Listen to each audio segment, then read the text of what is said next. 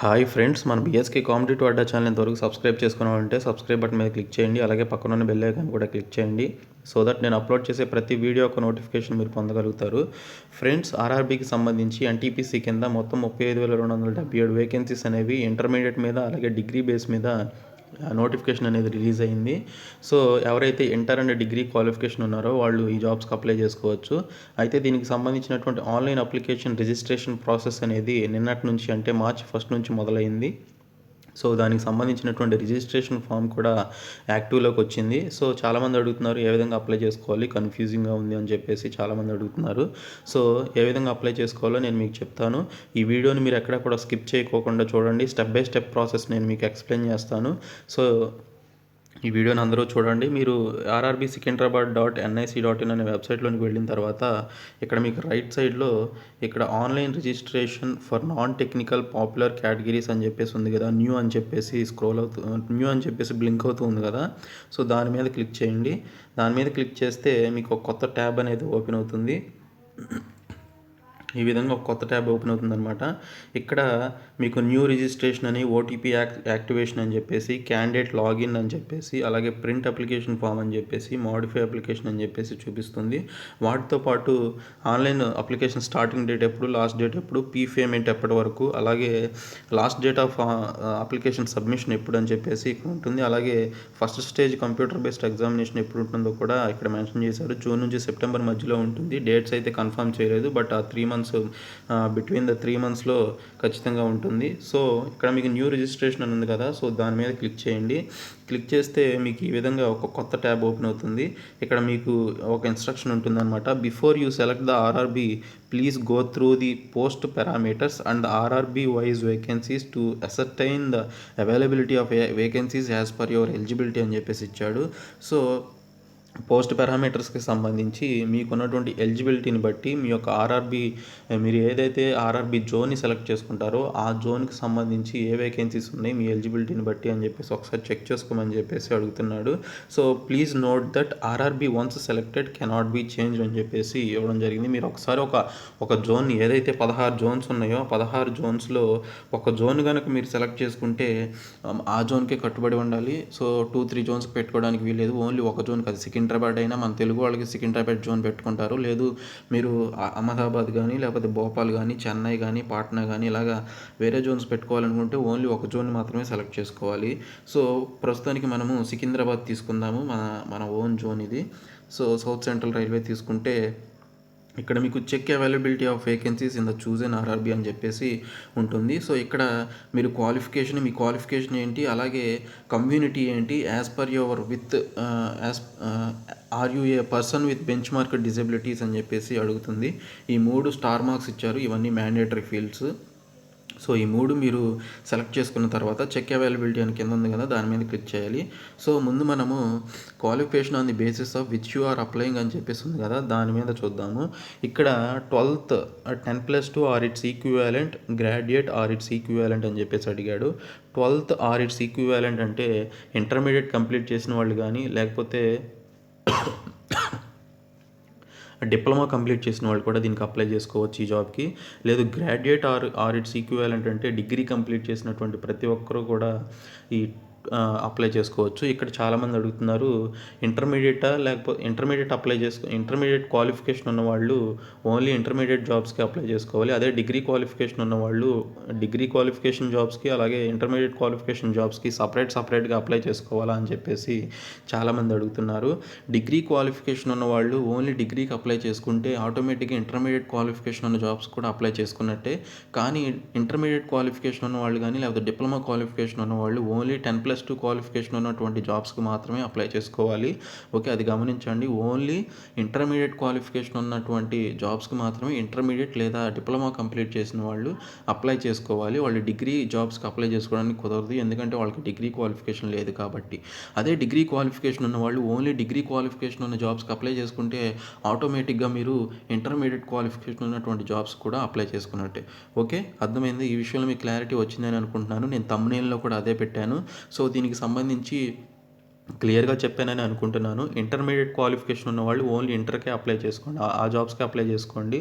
అదే degree qualification ఉన్నవాళ్ళు degree జాబ్స్కి అప్లై చేసుకుంటే ఆటోమేటిక్గా ఇంటర్మీడియట్ జాబ్స్ కూడా అప్లై చేసుకున్నట్లే. సో ఇప్పుడు మనం గ్రాడ్యుయేట్ ఆర్ ఇట్స్ ఈక్వివలెంట్ అనేది సెలెక్ట్ చేసుకుందాము. తర్వాత కమ్యూనిటీ ఉంది కదా, ఈ కమ్యూనిటీ మీద క్లిక్ చేయండి. సో మీరు ఏ కమ్యూనిటీ అయితే ఆ కమ్యూనిటీ, ఈడబ్ల్యూఎస్ అని కొత్తగా వచ్చింది, అది కూడా సెలెక్ట్ చేసుకోవచ్చు ఒకవేళ మీరు ఈడబ్ల్యూఎస్ అయితే. సో యూఆర్ తీసుకుందాం మనము. తర్వాత are you a person with benchmark disability, ఇది ఖచ్చితంగా సెలెక్ట్ చేయాలి, ఎందుకంటే అది మ్యాండేటరీ ఫీల్డ్. ఒకవేళ మీరు పిహెచ్సి క్యాండిడేట్ అయితే ఎస్ అని, ఒకవేళ కాకపోతే నో అని చెప్పేసి మెన్షన్ చేయండి.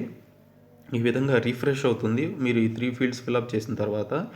ఇక్కడ చెక్ అవైలబిలిటీ అని ఉంది కదా, దాని మీద క్లిక్ చేయండి. క్లిక్ చేస్తే మీకు ఇక్కడ మీరు ఏదైతే సెలెక్ట్ చేసుకున్నారో ఆ జోన్లో, ఆ పర్టికులర్ జోన్లో okay, post availability in RRB Secunderabad choose an RRB అని చెప్పేసి ఉంది ఇక్కడ బ్రాకెట్లో, చూజ్ ఎన్ ఆర్ఆర్బీ అని. ఓకే, సో మీరు చూస్ చేసుకున్నటువంటి ఆర్ఆర్బీలో మీ డిగ్రీ క్వాలిఫికేషన్ పెట్టుకున్నారు కాబట్టి మనం ఇప్పుడు, సో ఆ డిగ్రీ క్వాలిఫికేషన్లో సికింద్రాబాద్ జోన్ కింద ఉన్నటువంటి వేకెన్సీస్ ఏమున్నాయి, మీ క్వాలిఫికేషన్స్కి ఏ జాబ్స్ ఉన్నాయని చెప్పేసి ఇక్కడ ఉన్నాయి. సో టోటల్గా చూసుకుంటే డిగ్రీ బేస్ మీద 8 కేటగిరీస్ జాబ్స్ ఉన్నాయి, ఇంటర్ బేస్ మీద 5 కేటగిరీస్ జాబ్స్ ఉన్నాయి. సో ఇక్కడ మొత్తం 13 కేటగిరీస్ జాబ్స్ చూపిస్తున్నాయి. అందుకని అర్థమైందా? ఇప్పుడు డిగ్రీ బేస్ మీద మనం కనుక అప్లై చేసుకుంటే ఆటోమేటిక్గా ఇంటర్మీడియట్ జాబ్స్ కూడా మనము, ఇంటర్మీడియట్ క్వాలిఫికేషన్ ఉన్నటువంటి జాబ్స్ కూడా మనం అప్లై చేసుకున్నట్టే అని చెప్పాను కదా. సో అందుకే ఇక్కడ ఇంటర్మీడియట్ క్వాలిఫికేషన్ ఉన్న జాబ్స్ కూడా చూపిస్తుంది ఇక్కడ. అందుకే మొత్తం టోటల్ 13 చూపిస్తుంది, 8 చూపించకుండా. మామూలుగా మనకి ఏదైతే డిగ్రీ బేస్ మీద మొత్తం మనకి 8 కేటగిరీస్ ఆఫ్ జాబ్స్ ఉన్నాయి. అప్రెంటిస్ కానీ, లేకపోతే ఇంకా స్టేషన్ మాస్టర్ కానీ, గూడ్స్ గార్డ్ కానీ, అవన్నీ ఉన్నాయి. అలాగే ఇంటర్మీడియట్ మీద 5 జాబ్స్ ఉన్నాయి, 5 కేటగిరీస్ ఆఫ్ జాబ్స్. సో మొత్తంగా 13 జాబ్స్ అనమాట. సో సికింద్రాబాద్ అని ఉంది కదా, ఇక్కడ ఇది అయిపోయిన తర్వాత కింద మీకు మీరు సెలెక్ట్ చేసుకున్న జోన్ కాకుండా అదర్ జోన్స్లో మీ కేటగిరీకి సంబంధించి ఏ వేకెన్సీస్ ఉన్నాయని చెప్పేసి ఇచ్చాడు. సో అన్ని జోన్స్ గురించి ఇచ్చాడు. ఇక్కడ అహ్మదాబాద్ ఇచ్చాడు, ఆ తర్వాత అజ్మీర్ ఇచ్చాడు, ఆ తర్వాత మనకి అలహాబాద్ ఇచ్చాడు. ఇలాగ మిగిలినటువంటి 15 జోన్స్, మొత్తం టోటల్ 16 జోన్స్లో మీరు సెలెక్ట్ చేసుకున్నటువంటి జోన్ సికింద్రాబాద్ ఆల్రెడీ గ్రీన్ కలర్లో చూపించాడు.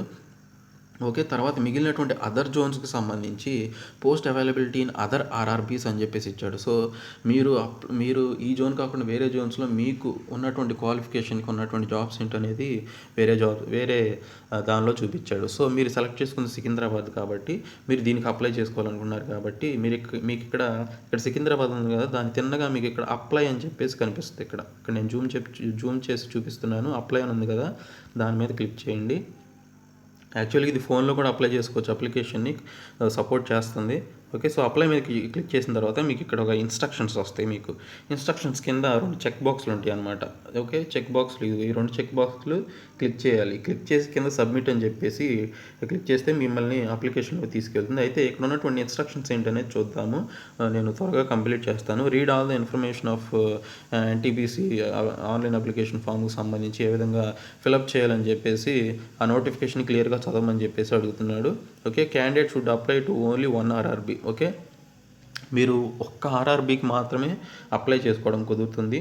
So number of RRBs select చేసుకోవడం కుదరదు అని చెప్పేసి అడుగుతున్నాడు. After submission of applications candidate can change any of the details mention in the application except selected RRB కాకుండా, మీరు సెలెక్ట్ చేసుకున్న ఆర్ఆర్బీ కాకుండా మిగిలినటువంటి డీటెయిల్స్ అన్నీ కూడా మార్చుకోవచ్చు అంట సబ్మిట్ చేసిన తర్వాత selection of RRB once exercises shall be final and no change in RRB zone. ఈ విషయం గురించి చాలా క్లియర్గా నెంబర్ ఆఫ్ టైమ్స్ చెప్తున్నాడు. ఒకసారి కనుక మీరు ఆర్ఆర్బీ జోన్ని ఒకసారి సెలెక్ట్ చేసుకుంటే దాన్ని మార్చుకునే ప్రసక్తే లేదు. సో కాబట్టి మీరు సెలెక్ట్ చేసుకునే జోన్లో ఎన్ని వేకెన్సీస్ ఉన్నాయి, మీరు పెట్టుకునేటువంటి జాబ్కి ఎన్ని వేకెన్సీస్ ఉన్నాయి అనేది అవన్నీ చూసుకొని దాన్ని బట్టి మీరు అప్లై చేసుకోండి. ఓకే, తర్వాత అప్లికేషన్ ప్రొసీజర్, రిజిస్ట్రేషన్ చేయాలి. స్టెప్స్ వైజ్గా ఇచ్చాడు. Step 1, step 2 verification of email ID and mobile number. తర్వాత స్టెప్ 3లో పార్ట్ 1 అప్లికేషను, స్టెప్ 4లో పేమెంట్ స్టేజ్, తర్వాత స్టెప్ 5లో వచ్చేసి post preference and qualification and other details అని చెప్పేసి ఇచ్చాడు. తర్వాత upload of photo, signature and document. So photo అనేది ఎలా ఉండాలంటే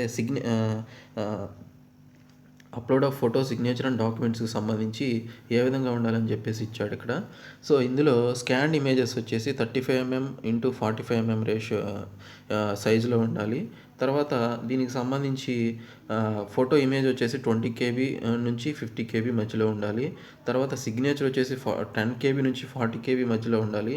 తర్వాత size of the SC or ST certificate image must be greater than 50 KB or less than 100 KB అని అన్నాడు. తర్వాత photograph must have been taken on or after 1/1/2019 అని చెప్పేసి ఇవ్వడం జరిగింది. సో మీ ఫోటో అనేది ఈ సంవత్సరంలో మీరు దిగిందయ్యి ఉండాలన్నమాట. Okay, photo signature and document should satisfy all the conditions అని చెప్పేసి మెన్షన్ చేశాడు. ఓకే, ఫోటో వచ్చేసి 20 to 50 KB మధ్యలో ఉండాలి. సిగ్నేచర్ వచ్చేసి 10 to 40 KB మధ్యలో ఉండాలి. SC ST సర్టిఫికేట్ వచ్చేసి 50 to 100 KB సైజులో ఉండాలన్నమాట.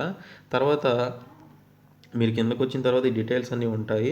సో అన్ని స్టేజెస్ కంప్లీట్ చేసిన తర్వాత ఇక్కడ I have gone through the entire CA and something age check బాక్స్లు ఇచ్చాడు. ఈ చెక్ బాక్స్లు అయిపోయిన తర్వాత సబ్మిట్ ఉంది కదా, దాని మీద క్లిక్ చేయండి. క్లిక్ చేస్తే మీకు ఈ విధంగా రిజిస్ట్రేషన్ ఫామ్ అనేది ఓపెన్ అవుతుంది.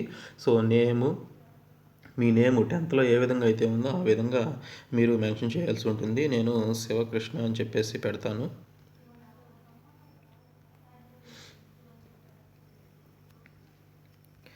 తర్వాత సేమ్ అదే నేమ్ మీరు ఏదైతే ఎంటర్ చేశారో అదే మళ్ళీ ఎంటర్ చేయాల్సి ఉంటుంది. ఓకే, ఫోన్లో కూడా అప్లై చేసుకోవచ్చు. నేను ఫోన్లోనే చేస్తున్నాను ఇప్పుడు, అంటే మీకు ఎగ్జాంపుల్గా చూపించడం కోసం చేస్తున్నాను. తర్వాత కూడా ఫోన్లోనే చేస్తాను. సో డేట్ ఆఫ్ బర్త్ కూడా ఎంటర్ చేయమంటుంది. సో ఈ విధంగా ఎంటర్ చేయండి. ఆధార్ కార్డు, ఇక్కడ ఆధార్ కార్డు గురించి కొన్ని డీటెయిల్స్ అడిగింది. ఏంటంటే మీకు ఆధార్ కార్డు ఉందా, లేకపోతే మీకు ఆధార్ కార్డు లేదా, లేకపోతే మీరు ఏమైనా ఆధార్ కార్డుకి అప్లై చేశారా అని చెప్పేసి అడుగుతుంది. మీకు ఆధార్ కార్డు ఉంటే ఉందని పెట్టండి, లేకపోతే లేదని పెట్టండి. లేకపోతే మీరు అప్లై చేస్తే దానికి సంబంధించిన ఎన్రోల్మెంట్ నెంబర్ అడుగుతుంది అనమాట, అది ఇవ్వండి. Okay, I don't have Aadhaar card అని చెప్పేసి ఇస్తున్నాను. యాక్చువల్గా నాకు ఆధార్ కార్డు ఉంది కానీ లేదని చెప్పేసి ఇస్తున్నాను. తర్వాత ఫాదర్స్ నేమ్ సంథింగ్ ఏదో ఒకటి నాగేశ్వరరావు, మీ ఫాదర్ నేమ్ ఏదైతే అది పెట్టండి. ఓకే, నేను ఎగ్జాంపుల్ కోసం ఏదో చెప్తున్నాను మీకు అర్థం అవడం కోసం. తర్వాత mother's name Nagamani.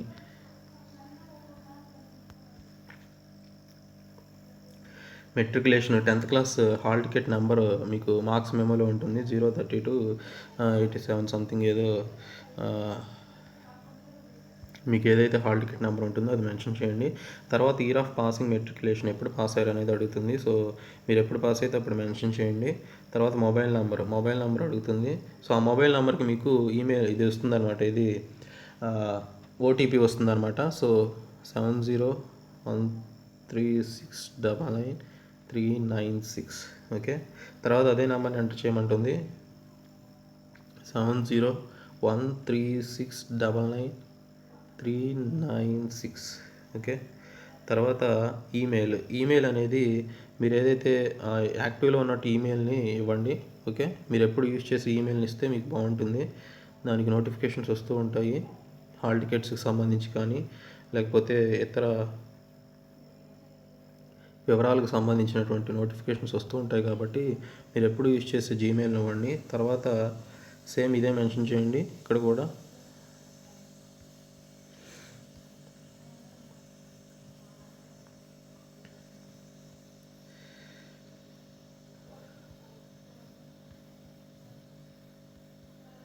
Okay, so ఇది అయిపోయిన తర్వాత కింద క్యాప్చా ఎంటర్ చేయమంటుంది.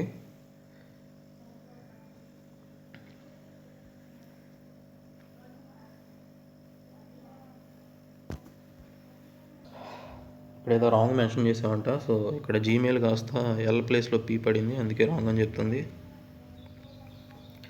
తర్వాత క్యాప్చా ఎంటర్ చేయండి. క్యాప్చా ఏదైతే ఉందో అది సో XVVBV అనమాట. సో క్యాపిటల్స్లో XVVBV. సో XVVBV అని అడుగుతుంది. సో అది టైప్ చేద్దాం, XVVBV. ఓకే, తర్వాత ఇక్కడ క్యాప్చా ఉంది. I have here declare that అని చెప్పేసి. సో అది క్లిక్ చేసిన తర్వాత క్లిక్ టు కంటిన్యూ క్లిక్ చేయండి. సో మీకు వేరే చూపిస్తుంది. సో మీరు ఏదైతే ఫిలప్ చేశారో దానికి సంబంధించినటువంటి డీటెయిల్స్ వస్తాయి. నేము, డేట్ ఆఫ్ బర్త్, తర్వాత ఫాదర్స్ నేమ్, మదర్స్ నేమ్, మీ 10th క్లాస్ నెంబరు, ఆ తర్వాత year of pass, me phone number. So ఈ రెండిట్లో ఇది క్లిక్ చేయాలి, గ్రీన్ కలర్లో ఉన్నది. So okay. సో మీరు ఏమైనా చేంజెస్ చేయాలనుకుంటున్నారా అని చెప్పేసి అడిగింది. సో నో కాబట్టి సబ్మిట్ చేయండి.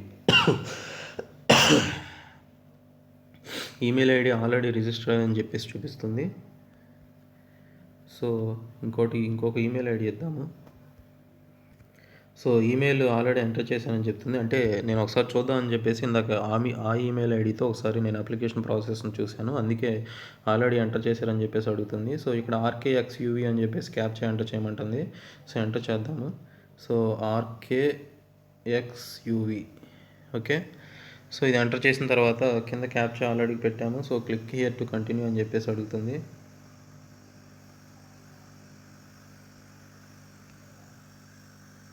సో ఈ విధంగా వేరే ట్యాబ్లోకి వెళ్తుంది. తర్వాత ఐ హ్యావ్ డిక్లేర్డ్ అని చెప్పేసి ఇచ్చిన తర్వాత సబ్మిట్ చేయాలి. మొబైల్ నెంబర్ కూడా ఆల్రెడీ ఎగ్జిస్ట్ అంటుంది. సో ఇందాక నేను చేసిన మిస్టేక్ వల్ల సో ఆ సబ్మిట్ చేసిన తర్వాత ఈ విధంగా వస్తుంది ఫ్రెండ్స్. సో ఈ విధంగా వచ్చిన తర్వాత మీకు దీనికి సంబంధించినటువంటి ఏదైతే ఓటీపీ కానీ, అలాగే రిజిస్ట్రేషన్ ఓటీపీ కానీ, ఇంకోటి రిజిస్ట్రేషన్ ఓటీపీ వచ్చేసి మీకు ఫోన్కి వస్తుంది. మీరు ఏదైతే నెంబర్ ఇచ్చారో ఆ ఫోన్కి వస్తుంది, ఆ నెంబర్కి. అలాగే ఇంకోటేమో ఈమెయిల్కి వస్తుంది అనమాట. మీరు ఏదైతే ఈమెయిల్ ఇస్తారో ఆ ఈమెయిల్కి ఒక రిజిస్ట్రేషన్ నెంబర్, ఒక ఓటీపీ నెంబర్ వస్తుంది. ఆ రెండు కూడా మీరు ఎంటర్ చేయాల్సి ఉంటుంది. ఇక్కడ వెరిఫై త్రూ ఓటీపీ అని ఉంది కదా, దాని మీద క్లిక్ చేయాలి. క్లిక్ చేసిన తర్వాత మీకు ఇక్కడ యువర్ రిజిస్టర్డ్ ఈమెయిల్ ఐడి అని చెప్పేసి అడుగుతుంది. సో దానిలో మీ రిజిస్టర్డ్ ఈమెయిల్ ఐడి మెన్షన్ చేయాలి. ఓకే. మీరు ఏదైతే ఇందాక మెన్షన్ చేశారో ఆ రిజిస్టర్డ్ ఈమెయిల్ ఐడి మెన్షన్ చేయాలి. ఆ తర్వాత OTP received on your registered email ID అని చెప్పేసి అడుగుతుంది. సో దానిలో మీరు దానికి సంబంధించినటువంటి ఈమెయిల్కి ఏదైతే అది వస్తుందో ఓటీపీ, ఆ ఓటీపీని ఇక్కడ మెన్షన్ చేయాలి. తర్వాత మొబైల్ నెంబర్కి వచ్చినటువంటి ఓటీపీని మెన్షన్ చేసి కింద ఎంటర్ క్యాప్చా అని ఉంటుంది కదా, అది వేసిన తర్వాత సబ్మిట్ చేసిన తర్వాత మీ అప్లికేషన్ ప్రాసెస్ 70% కంప్లీట్ అయిపోతుంది. తర్వాత మీకు బ్యాంక్ అకౌంట్ డీటెయిల్స్ అడుగుతుంది అనమాట. సో మీరు పేమెంట్ చేయాలి కాబట్టి పేమెంట్కి సంబంధించిన డీటెయిల్స్ అడుగుతుంది. ఆ డీటెయిల్స్ ఇచ్చేసిన తర్వాత డెబిట్ కార్డ్ ద్వారా మీరు మనీ కట్ అయిపోయిన తర్వాత మిమ్మల్ని ఇంకొక పేజ్లోకి తీసుకెళ్తుంది. అదేంటంటే ఇక లాస్ట్ అనమాట, మీ సిగ్నేచరు, ఫోటో, మీ SSCకి సంబంధించినటువంటి మీ క్యాస్ట్ సర్టిఫికేట్, SC STకి సంబంధించినటువంటి క్యాస్ట్ సర్టిఫికేట్, మీరు ఏదైతే 20 KB to 50 KB, 10 KB to 40 KB, 50 to 100 KB ఏదైతే అడిగాడో ఆ KB డిస్టెన్స్లో మీరు దానికి సంబంధించి ఎడిట్ చేసుకొని అప్లోడ్ చేస్తే మీ అప్లికేషన్ ప్రాసెస్ కంప్లీట్ అయిపోతుంది. ఇంకా సబ్మిట్ అప్లికేషన్ అని చెప్పేసి మీరు కనుక క్లిక్ చేస్తే మీ యొక్క అప్లికేషన్ ప్రాసెస్ అనేది కంప్లీట్ అయిపోతుంది. సో ఈ వీడియోని మీ ఫ్రెండ్స్ అందరికీ షేర్ చేయండి. అలాగే మన BSK competitive data channel subscribe చేసి పక్కన బెల్ ఐకాన్ కూడా క్లిక్ చేయండి. Thank you so much friends.